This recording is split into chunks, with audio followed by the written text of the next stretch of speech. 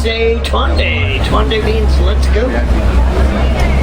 I'm Jumbo, everybody. My name is Joseph. I'm going to be your guide on this photographic safari into the Harambe Wildlife Reserve. We have picture-taking opportunities up ahead, but we are not allowed to stop for every opportunity. When we do stop for a picture, it's only going to be for... Now up overhead, you've got animal spotting guides, help you identify animals when you see them.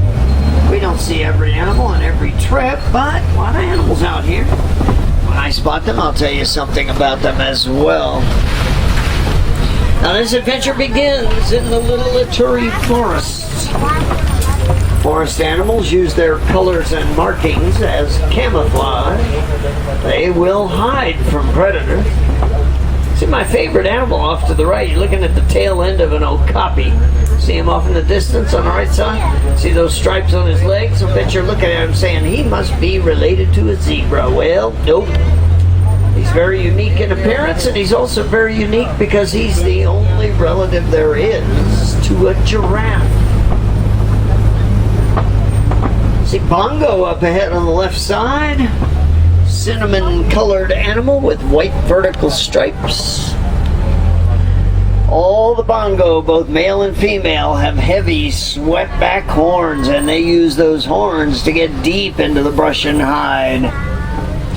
Bongo's so good at hiding, local people call the bongo the ghost of the forest. Now, when I make the left turn up ahead, if you look up on the hill to the right, there's another species of antelope called greater kudu. It's a female because only the males have horns. Greater kudu, second tallest of the antelope species on this reserve, just under 5 feet at the shoulder. Greater kudu on the right side. Just before you got on board this truck, the warden told me a black rhinoceros has been seen in this area. Hope we're going to see a black rhino, but they are very scarce. Black rhinoceros is the smaller of the 2 rhino species on this reserve. 3,000 pounds, if you call that small anyway. Oh, I see them. Okay, over to the left, up on the ridge, a little bit in the distance, standing against the red clay wall, there's a black rhinoceros, although you'll say he's not black, he's brown. Well, rhinos wallow in mud. He is the color of the mud. Mud's a natural sunscreen for them.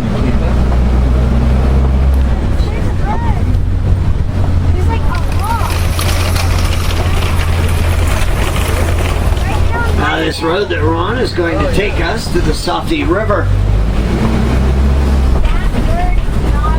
When we get to an African river, we're looking for the largest mammal that makes the river its home. Anybody back there know what it is? Yep, the Nile hippopotamus. They stay in the river almost all day, leave the river to feed, primarily at nighttime. Here's hippo in the river on the right side. The word hippopotamus translates to river horse. Not related to horses, though. Closest relative to a hippopotamus is a whale and a dolphin.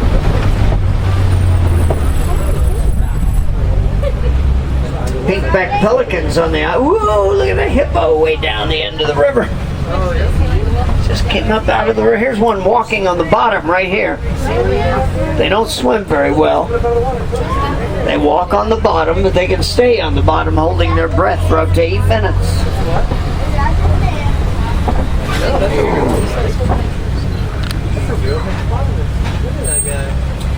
These are pink-backed pelicans on the island to the left. Their backs are only pink when they're in the mood for mating.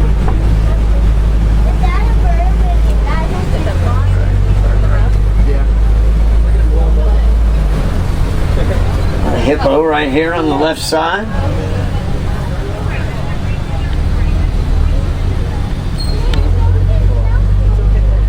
Safi River Bridge is up ahead of us.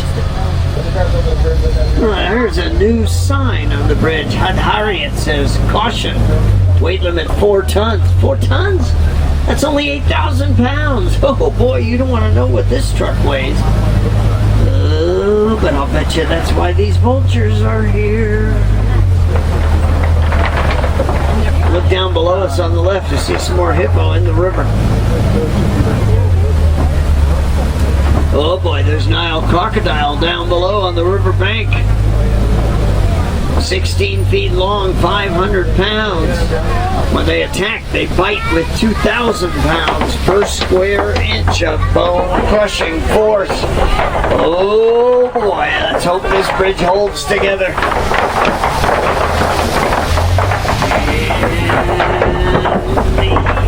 Yes! Oh, I remember this road. This road's going to take us to Serengeti. It's what the local people call the vast grasslands of Central Africa. On safari, we call the Serengeti the savannah. Savannah's home to almost every mammal in Africa. Savannah is the Africa we're working so hard to preserve. When you look out over the savannah, you see a lot of vegetation. All the grass will be a feast for the various grazing species. Look at all the trees down below. They're all about the same distance from the ground up to the lowest bit of vegetation. That's because these trees are pruned by the giraffe. See a small species of antelope off to the right behind that pile of wood debris. It's called a springbok, has a beige back, white belly, dark stripe down the middle, only 100 pounds, fully grown. Springbok can jump straight up in the air, 6 feet. That's why they're called springbok. Oh boy, look at all the trees on the ground in this area. That's not by chance. That's the work of nature's bulldozers. Anybody know what animal that is? It's elephants. They'll knock a tree over. Once it's on the ground, they'll eat every leaf off the tree. An adult elephant will eat at least 300 pounds of vegetation every day. Giraffe right here on the right side. Well, there's a baby giraffe. That must be a baby giraffe with his mama right here on the right. That baby looks to be 4 or 5 months old, maybe. Ooh, there's African wild dogs over here on the left side. They're the most efficient hunter on the savannah, 80% success rate. They hunt in packs, they'll chase their prey, run the prey until the prey drops to the ground in total exhaustion.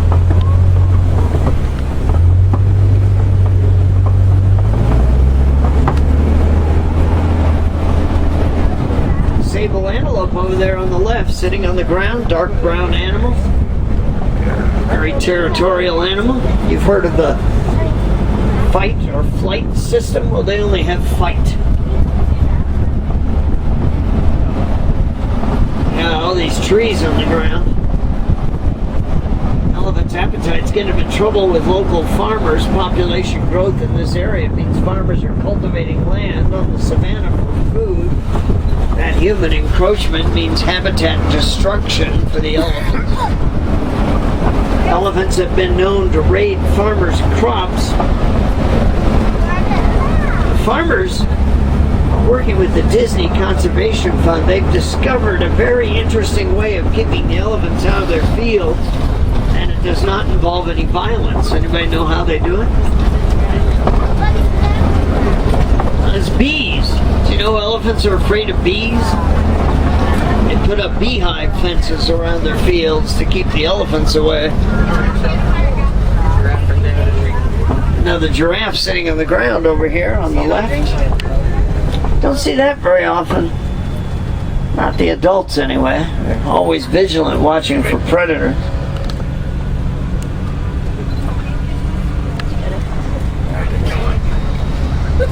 See a species of antelope up ahead, dark gray animal. Called white-bearded wildebeest. Look at this giraffe right here next to it.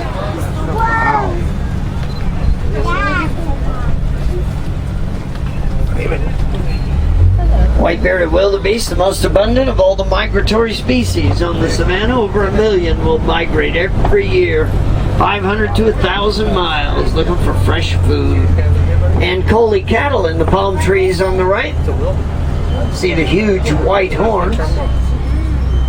Despite the size of the horns, they're not as heavy as you might think. The horns of the ancole are not solid, they are honeycombed, and the animal's blood flows through the horn, keeps the body cool.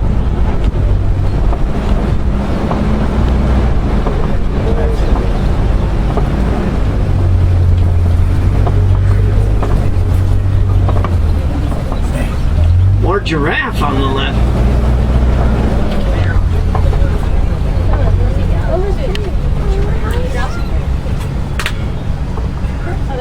Giraffe can be 20 feet tall. Will eat for up to 20 hours out of every day. They've got 4 stomachs.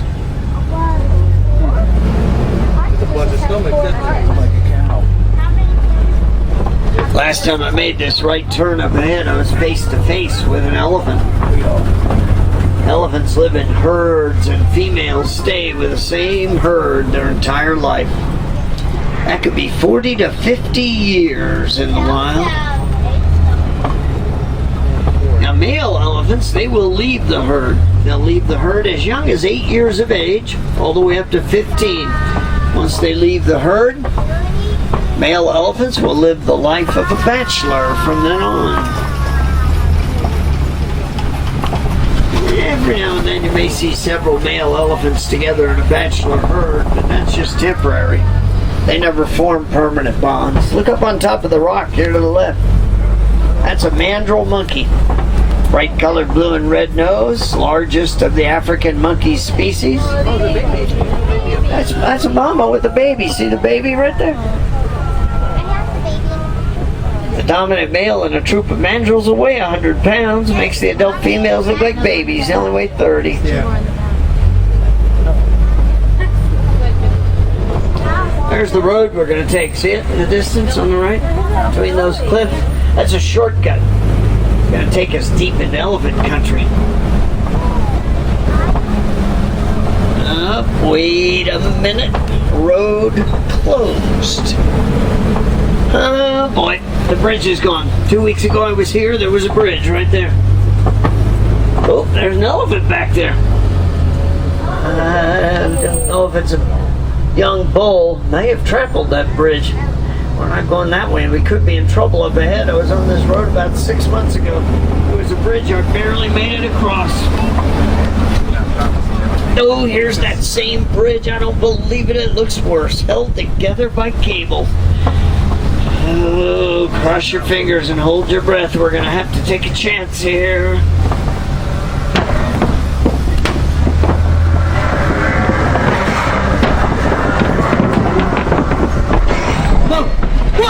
Lean right, please. Lean right. Okay, good job. You kept this truck on its wheels. Now we've got to get off this bridge before it caves in. Come on, rear wheels. Yes. All right. Let's boogie on over to elephant country. That was a close call. We almost ended up in that ravine. A lot of elephant tracks right here. Tusk marks on either side of the road. Elephants eat this red clay. Gives them minerals and nutrients they don't normally get in their diet. And with all the tracks that we just saw, we may be coming up on a herd, and I see an elephant off to the left. Now remember what I told you, all of the adult elephants in a herd are female, but you're going to notice they've all got tusks.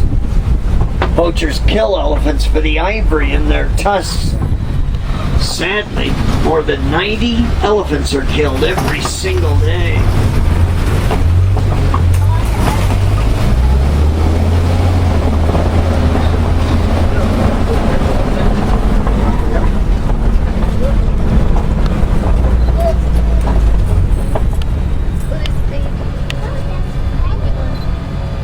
Earlier I mentioned habitat destruction. We all share some responsibility for that. We've all got cell phones, small electronic devices like laptop computers. Well, they contain a metallic ore called coltan. Coltan is mined in Africa, right in the heart of elephant country. You want to be a friend to an elephant? Let's all recycle our cell phones. I think I saw a baby elephant. Yes, I did. Look back behind us here on the left side. Cute. See greater flamingo up ahead. They're the lightest colored pink of all the flamingo species. Now when flamingos hatch, they're gray. They would stay gray too, except their favorite food is brine shrimp. Now brine shrimp contains beta carotene. After flamingo eat brine shrimp for a year or so, beta carotene will turn the flamingo pink.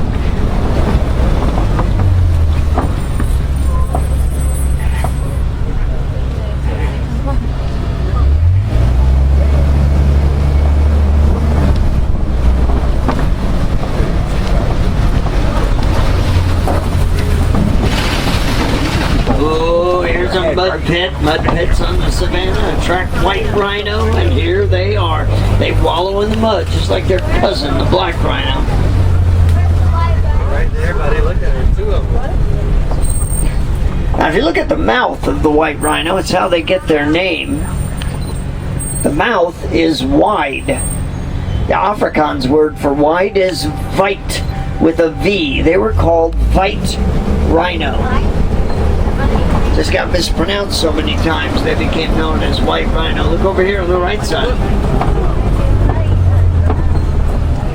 Rhinos are poached for their horn. Don't know what's so valuable about the horn. It's not made of ivory or bone. It's a compacted protein called keratin. You and I have the same protein in our fingernails. They will slaughter a priceless animal for a material like that. That does not make sense. Wait, stop.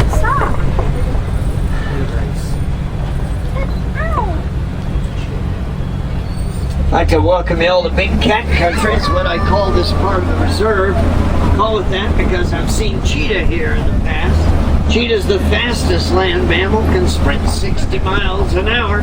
This truck goes 8. Keep an eye out for cheetah. Cheetah's the only big cat that's a daytime hunter. Sitting in the back row of this truck, you see a cheetah, you better hope they're not hungry. Let's get out of here. This rock formation is called a kopie. It's a favorite spot for lions. They get up there to look out over the savannah, look for prey. Mentioned cheetah's a daytime hunter, 0 to 60 in 3 seconds. They chase down their prey. The lions are nocturnal. They prefer to hunt after dark, and lions will sneak up on their prey. Zebra up ahead on the right side. Lions do not take zebras lightly. Zebras have a very accurate and powerful kick with their hind legs. They've been known to break the jaw of a lion.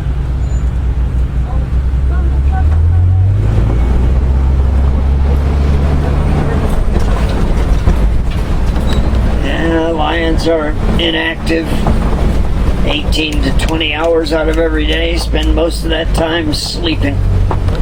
That's what they're doing right now. Hottest part of the day. Some large burrows right here, and they had to have been dug by the largest burrowing mammal in Africa. Anybody know what it is? Yeah, warthog. See a warthog laying on the ground over on the other side of the clearing. They'll dig burrows with their upper tusks, their snout and front legs. Goes into a burrow tail first. They want the predators to see the tusks. They're razor sharp. They leave them alone. And then look at the zebra. Stripes of a zebra are unique to the animal, like our fingerprints are to us. No two are alike. Ostrich eggs right here on the ground to the right. Each egg will weigh 3 pounds. See an ostrich coming up on the right side as well, a couple of them. These are female ostrich, they're gray, males are black.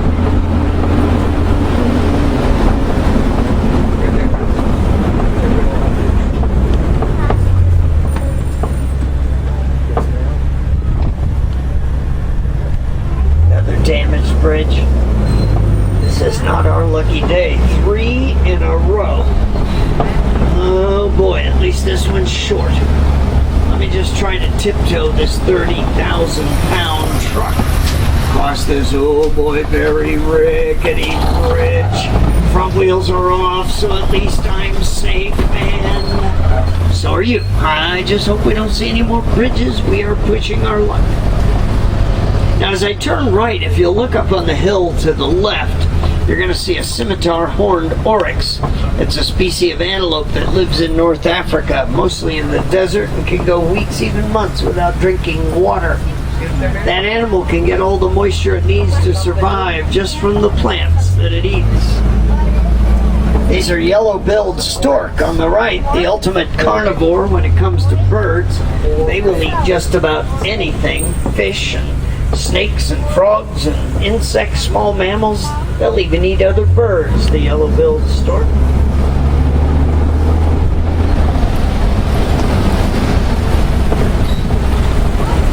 There's the scimitar horned oryx.